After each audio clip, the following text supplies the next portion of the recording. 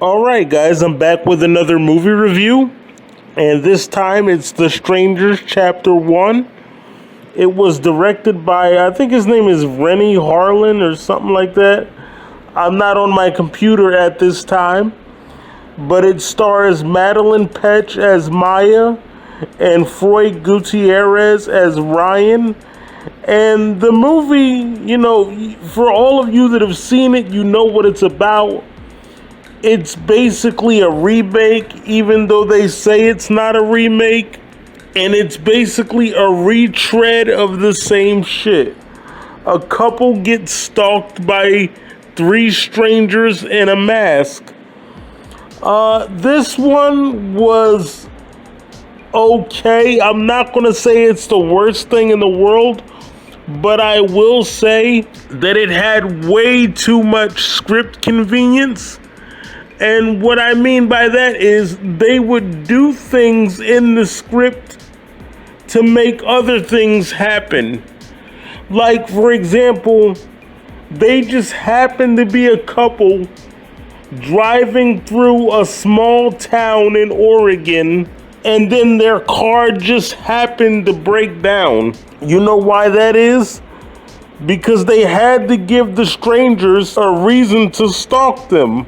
So you see what I mean? It was just way too convenient. They had to write scenes that would fit the narrative of the script. And I'm not saying that that's necessarily a bad thing, but when you do it throughout the movie, it's just way too fucking obvious. It's script convenience. The dude's car broke down. Why? So he had to go stay at the Airbnb. He left her alone for minutes at a time. Why? So the strangers could come in there and terrorize her. Like, it was way too convenient. It was just obvious. You knew what was gonna happen. But anyway, the movie opens up with this guy running through the woods, and the one with the sack over his face, or they used to call him Man in Mask, he shows up and kills the guy with the axe. And like I said, they're in a small town in Oregon, Venus, Oregon to be more specific. And apparently there are only 400 plus people in the town. So again, that's script convenience, because if it's a small town, you can get away with it. And another thing that I found to be way too convenient is everybody in the movie is a fucking weirdo. Like, why is everybody so weird? They all act strange. It's like, what the fuck? Where did I land? In the Twilight Zone? As soon as you get there, they don't say anything to you. They just stare at you. It's like, what the fuck are you looking at? Give me my food. They get there to the diner, and like I said, script convenience. The people are just conveniently weird. They can't act like normal people, because then it wouldn't be a horror movie, would it? It was just way too forced. That's the problem with these movies nowadays. They're forced. It's no real organic suspense. They force everything to happen. Let's put these people in a weird town so you already get creeped out. Let's make it so that the guy's car breaks down so that a stranger has to drive him to the B&B. And for all we know, since the strangers wear masks, one of the people in the diner could have been one of the strangers. Or it could have been all three, for all we know. But anyway, like I said, one of the people from the diner drives them to the B&B, and then the dude's like, oh, I forgot something in the car. So like I said, script convenience. He has to leave her alone by herself so the strangers can come in there and terrorize her. Then when he gets back after they're done terrorizing her, even he starts acting weird. Like, they put these weird camera angles on his face. And it's like, why are you aiming the camera at his face like that? I don't know. It was just a strange movie. It was just one of those movies that was so bad, it's bad. You know, it's not so bad, it's good. It was so bad, it's bad.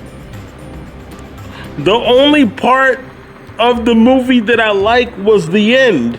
I liked the way they drove away in the car, and I liked the music. That's literally it. Oh, yeah, there is one other good thing about this. Well, two good things. I like how they didn't waste any time getting to the point having the strangers stalk the couple. And I like how they made Ryan stand up to the strangers. I think he stood up to Dollface.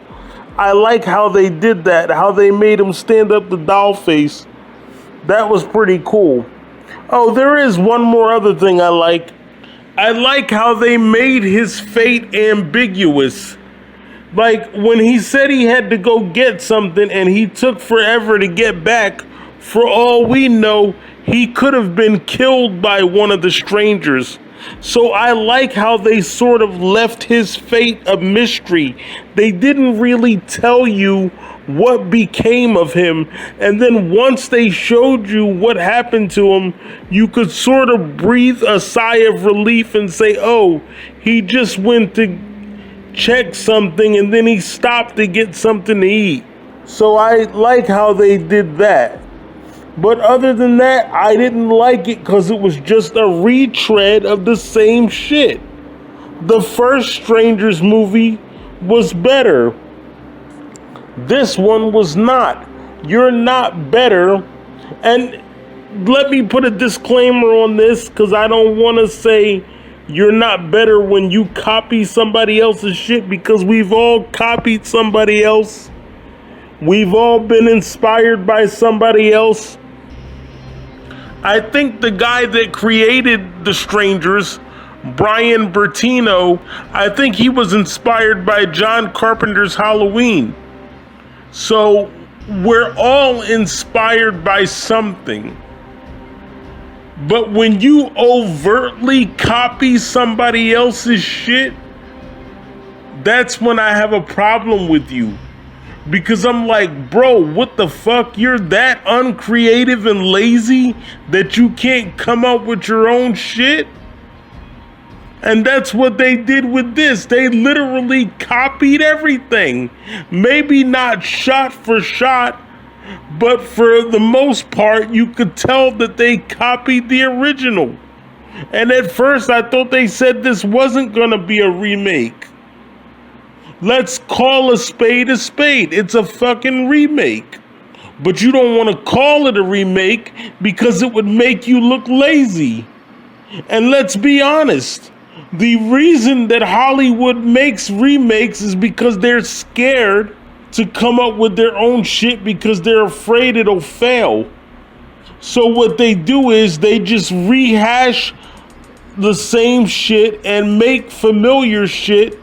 That way you already know what it is and they figure you'll be comfortable with it. A long story short, they go to the B&B and the owner's not there. Script convenience. Then, as the movie goes on and they're running from the strangers, the man accidentally shoots the owner. Again, script convenience. But didn't they do that in the original? The strangers basically trap them, especially the man, what's his name? Ryan. They trap him in the car, and then he gets out of the car, and then they hit both of them on the head, drag them back to the B&B, stab them both, and the girl's like, why are you doing this? And then pinup girl is like, because you were here.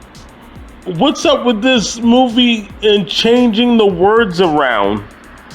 Like, it's, they were like, oh, because you were here. No, it's because you were home. And then earlier, when Dollface knocked on the door, I think it was Dollface, and she asked for Tamra, Madeline Petch's character was like, oh, I think you have the wrong home. Who the fuck says you got the wrong home? They would say, oh, I think you have the wrong house. They wouldn't say home, they would say house. So again, the movie just seemed forced. There was nothing organic about them as a couple. They had no chemistry as a couple. It literally looks like the writers and producers took Froy Gutierrez and Madeline Petch and just put them together and said, hey, you're going to be in the movie. Now, I know that's actually what they did, but you know what I mean. I'm making the point of saying that there is no chemistry there. It wasn't natural. Unlike the first couple in the original movie, they looked like a couple. These people didn't. They just looked like they were placed together. So, I don't know. Overall, I didn't like it except for the ending.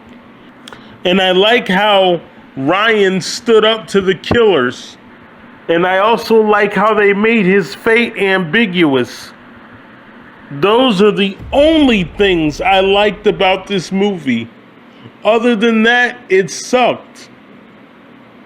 They treat you like you're stupid as the audience, because they don't think you're smart enough to understand an original concept, so they just feed you a remake. That's my biggest problem with the movie industry today. They treat us like we're stupid and we can't understand original ideas, so they just give us remakes. They go with something that the audience is familiar with. But anyway, what's the girl's name in the movie? Maya. She ends up in the hospital. And it says, to be continued. The end. And now I'm waiting for chapter 2. Those were my thoughts on The Strangers chapter 1, starring Froy Gutierrez and Madeline Petch. I'm the Michael Myers fanatic. I approve this message.